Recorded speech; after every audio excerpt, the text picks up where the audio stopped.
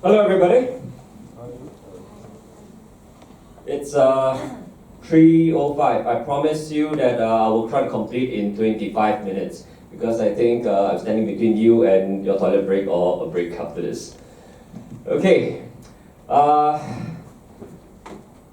Today I think I see a good crowd here. I'm comforted because with the situation in Singapore right now, there's people here, and I think it is comforting for me to stand here and still talk to people rather than instead of chairs.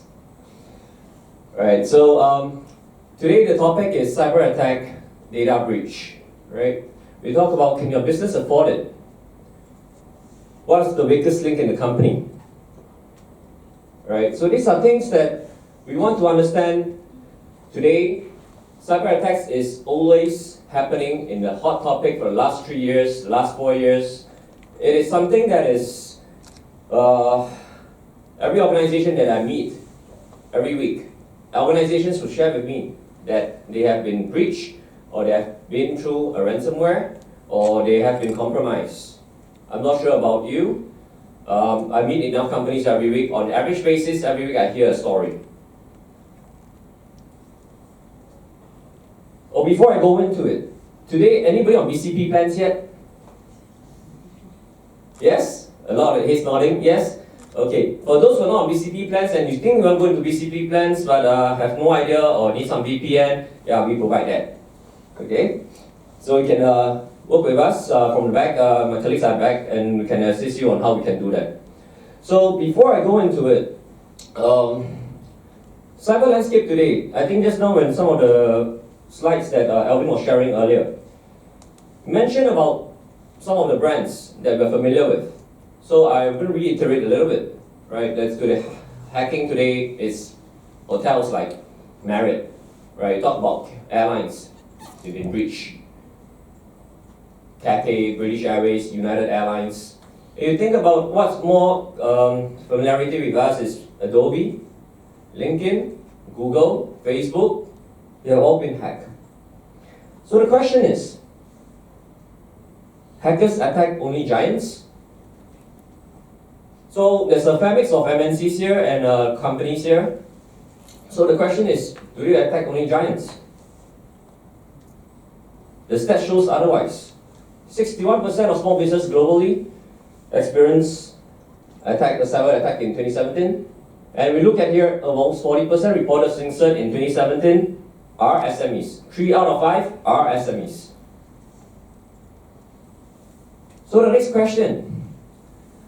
When I speak to some companies out there, they are not as cyber resilient as they want to be, or they don't see the need to be.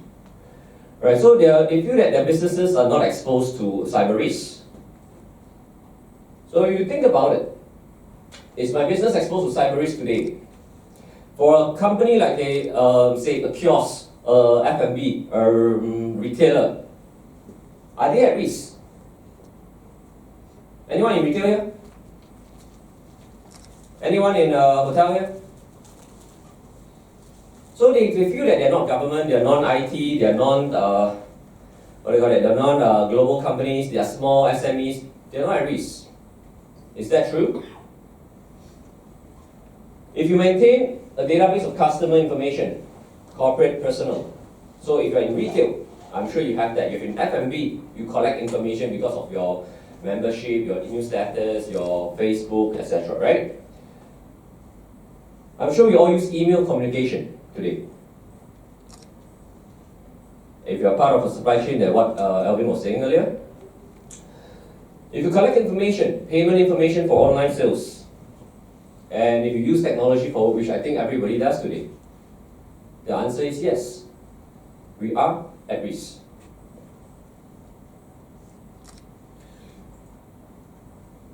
So today, cyber headlines in recent times, interestingly, it shows that Singapore has the worst cyber hygiene in the region. And that's why Singapore is also a hotspot for business email scams. Do you all agree? Oh. Let's be honest. Data breaches in recent times, and what Alvin has shared earlier, similarly, there are a lot of breaches in Singapore. And data doesn't just for your external customers or your consumers or your corporate clients. It's also internal employee data that's also at stake. So today, we talk about more on phishing email. Anybody have an idea what is phish? Like a fake email that makes you think it's real, and then you like click it, then it gives all the information. Thank you, sir. What's your name, sir? Leonard. Leonard. Great answer. Can I just pass you this card? So I have some gift cards here, so please feel free to answer questions and help me clear it up, yeah? So this is from my partner Sophos. So we are giving out this for your home computers, up to 10. It's an antivirus for up to 10 devices. Okay, so please answer my questions. Thank you. Yes, great answer. So phishing, basically, before I go into that, may I go into this first. Do we still see this? Do we still see this lately? You still do? Sometimes. Sometimes. I haven't seen this in years, in a couple of years now. But when I see this, right, I'm very tempted to write to them and reply them. Like, what's the fish, right? If you got a scam, can you go on with the times? Right, this is Nigerian scam. Anybody still in the Nigerian scam era? I don't know. Okay, maybe there is one or two. You never say never, right? It's a numbers game. And we look at it. Phishing threats. I got 4, can give away 4 cards here. Okay? Any attempts to bait a user into performing an action? Anyone? First action. Click on the link. Thank you. Great answer. Protect your home devices, 10 devices. Second one. Verify information. Clarify. Verify your information. Verify your information. I'll give it to you.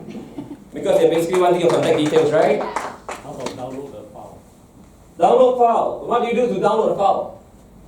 I can click or download whatever. Basically clicking on an attachment, right? Yeah. Thank you. What else is there? Reply email is okay. Open email, reply email is okay. You don't want to reply with your password, I'm sure. Anything else? Information shared already. Give me one more. Log into some access. Log into some message. Yeah. From your username and password that you log in, that they have copied. So they're basically keying in some information as well, right? But that's providing contact details or? No, she mentioned contact details already, providing contact details. Your credential details that you have used it for other places. Like a bank scam kind of thing. I'll give it to you.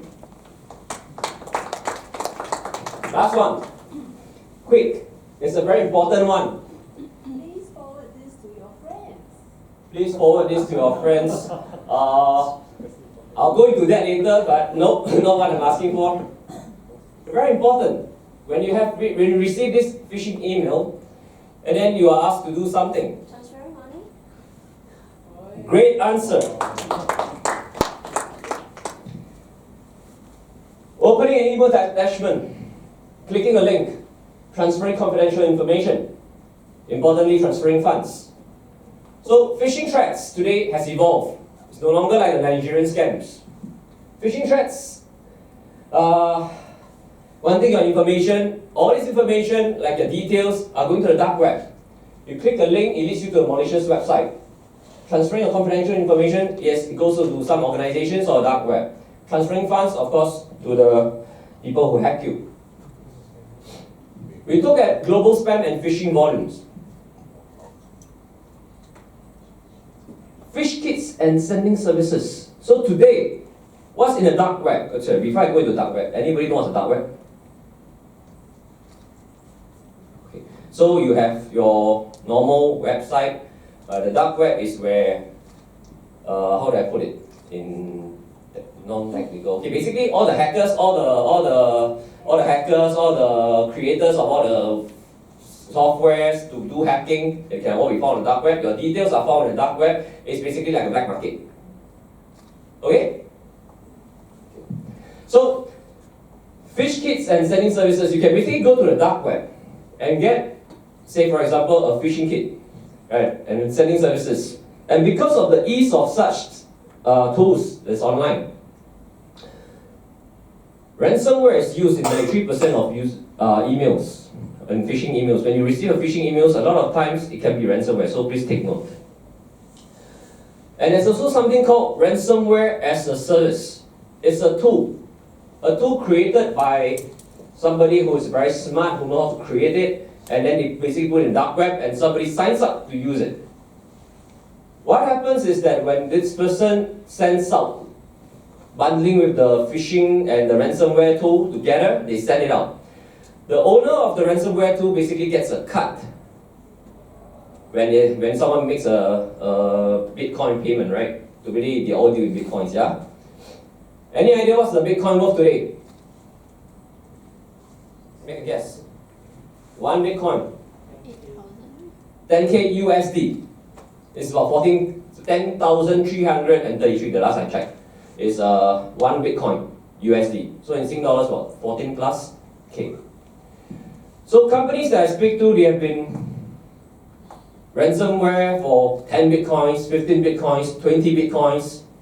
And that's a lot. And eventually, maybe you negotiate here and there, you pay one Bitcoin, it's still very painful, it's still 10K. Right? New tactics.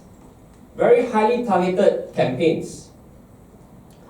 The campaigns are using social engineering, impersonating your CEO, your senior management, to basically reach out to one of your employees who can transfer funds, transfer data for their benefit or anything of value. And it's worth 5.3 B over 3 years, the damages due to all this.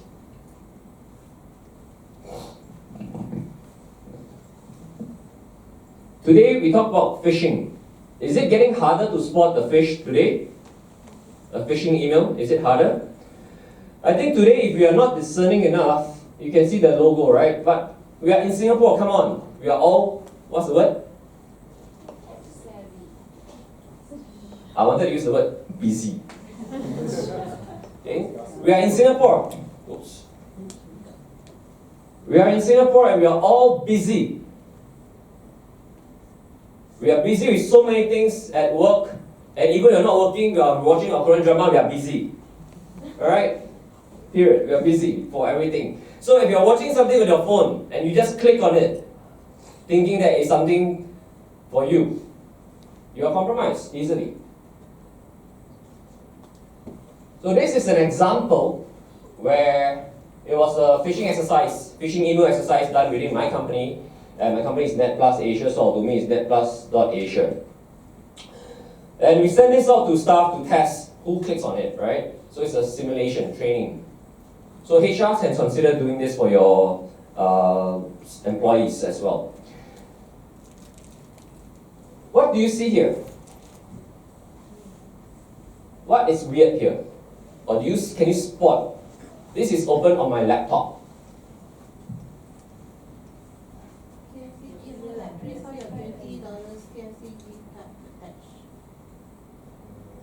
Not verified. email address. Thank you. It's the email address, the email addresses behind it. It says Netpluz, marketing@netpluz.asia. This is a legit email in my company, but what is the actual email behind it? It's not. I'm not sure, have you all seen such emails before? I'm sure most of you have seen some.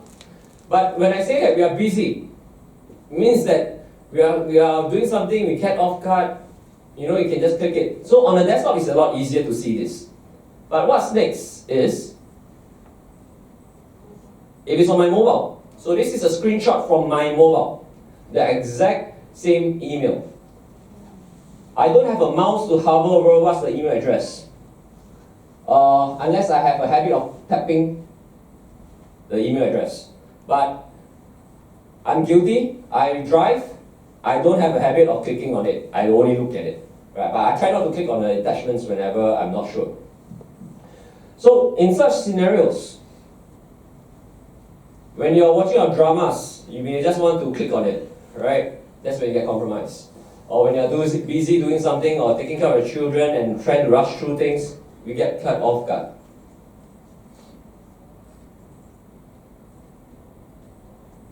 So I'm going to do a little demonstration on the email malicious links, how easy it is.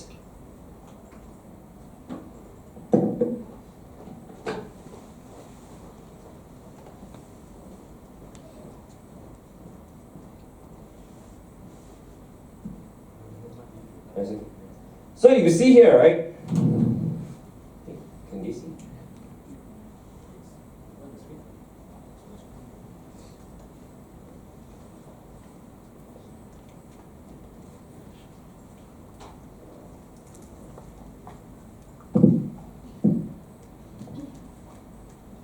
Okay. When you see here, when I send this email out to you, I will tell you there will be some people who click. Okay? But most of you are probably smart enough not to click. Okay, I write there, this is a drafted email, click to paybitcoins.com. Okay, remember this. Now I'm going to go to do a link change. It is very easy for somebody who wants to mislead you. I just need to go to edit hyperlink and key in. This example was using CPF, so it says cpf.gov.sg/update.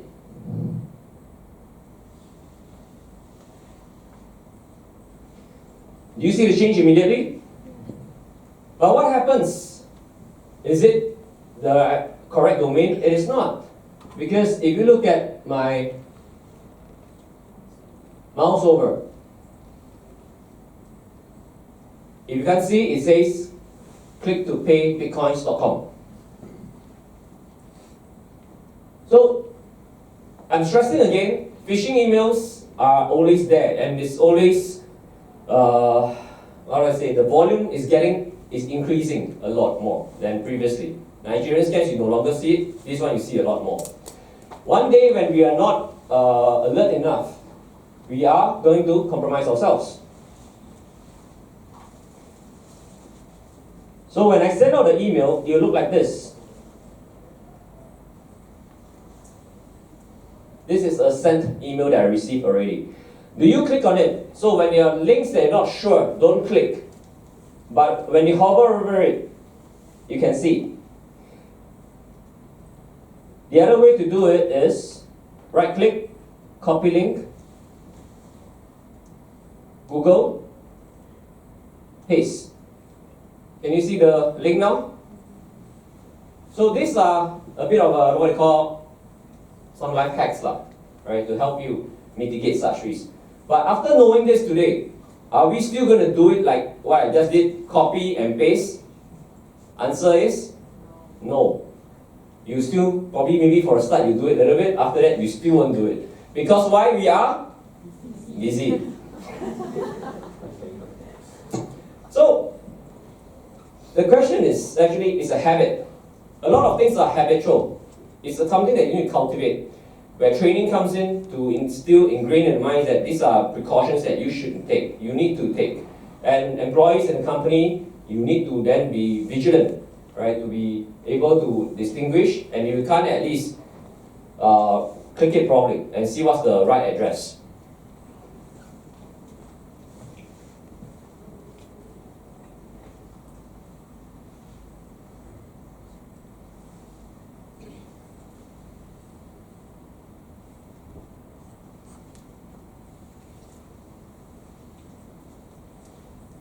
So, the weakest link. Where's the weakest link? People. People are the weakest link. You can have the best security, the best firewall for your network, for your servers, for your desktops, for your laptops, devices, endpoints. But it's people that will be your weakest link in the company. And a lot of breaches today are due to human. A click can possibly damage the company or cripple the company already. 60% of organizations fail to test user phishing awareness. It's important to ingrain in them why they should be vigilant. It's important to test how mature your organization is as an organization. How mature are they? Are they cyber resilient? How mature are they in this cyberspace? Are they totally unaware? If there is unaware, what you need to do. If they are aware, okay, then there will always be some weakest links. Then how can we improve on that?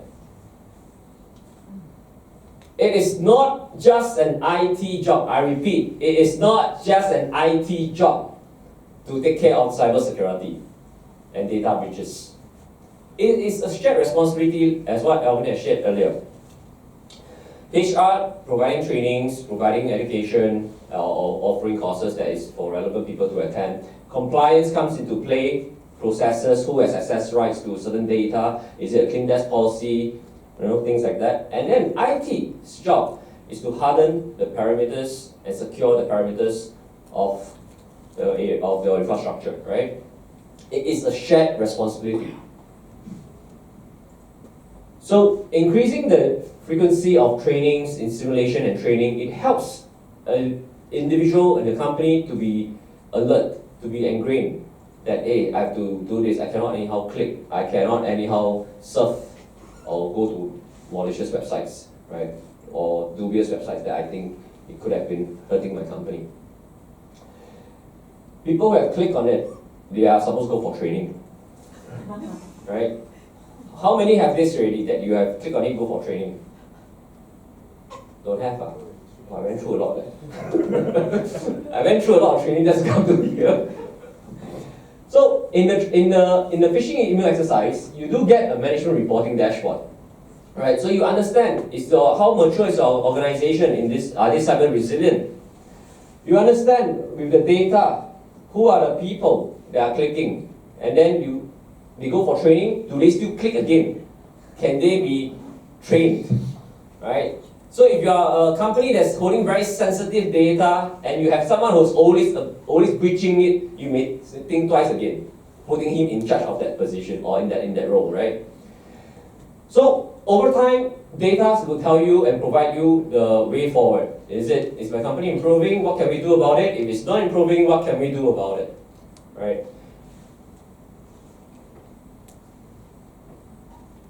Is training alone enough?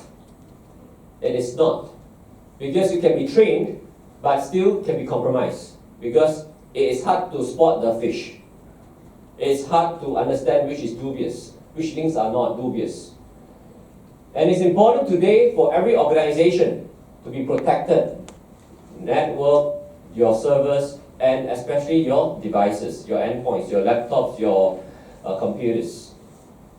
Is there bring your own device to work for some of you, where you tap on the Wi-Fi in the company, or you probably bring home more than you tap on the company, right? You probably bring your whole work home. Well, you need to be protected, because when you are compromised and you click on one of those links, it infiltrates your phone. It can go to the company, your emails are compromised, your data is compromised, or your computers, you bring it to home, they are compromised, your home computers are compromised. Bring it to the office, your office are compromised, network is compromised, it spreads to the rest of the devices.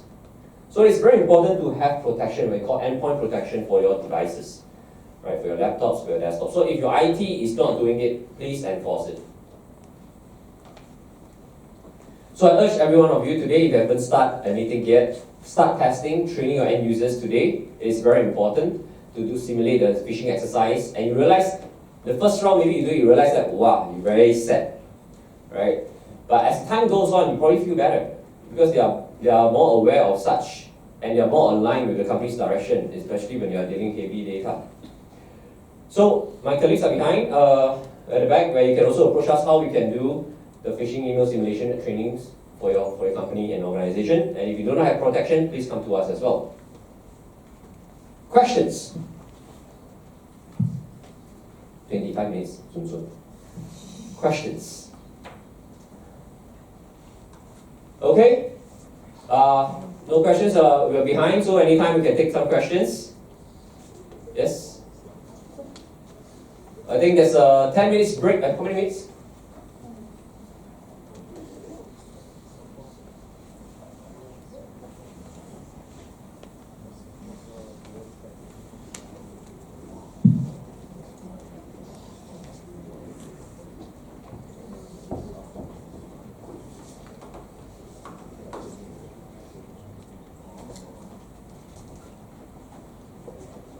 One last freebie for you all.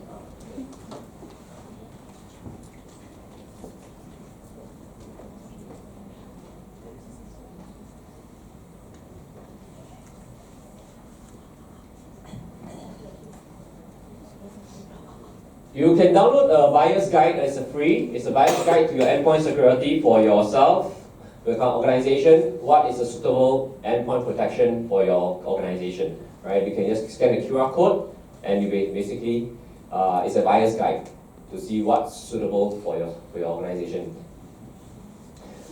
Okay, with that, I thank you for your attention.